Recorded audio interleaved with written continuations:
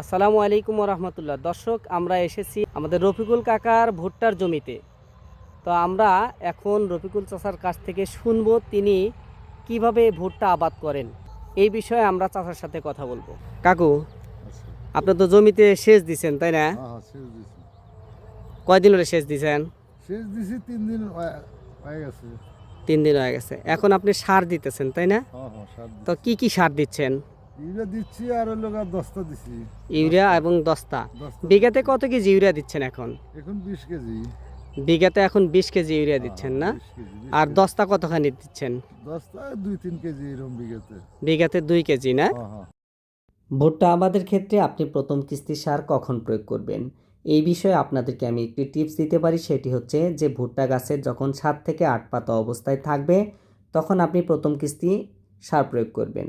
সার দেওয়ার পূর্বে অবশ্যই আপনি জমিতে সেচ দিয়ে নেবেন। সেচ দেওয়ার 3 থেকে 4 দিন পর আপনি বিঘা প্রতি 20 কেজি ইউরিয়া এবং 20 কেজি দানা পটাশ, 20 কেজি ডিএপি সার, সাথে আপনি হিউমিক অ্যাসিড অথবা রুটন বিঘা প্রতি 2 কেজি হারে প্রয়োগ করবেন। আপনার ফসলের যে কোনো সমস্যার সমাধানের জন্য আপনার নিকটস্থ উপসহকারী কৃষি কর্মকর্তা অথবা উপজেলা কৃষি অফিসের সাথে যোগাযোগ করুন।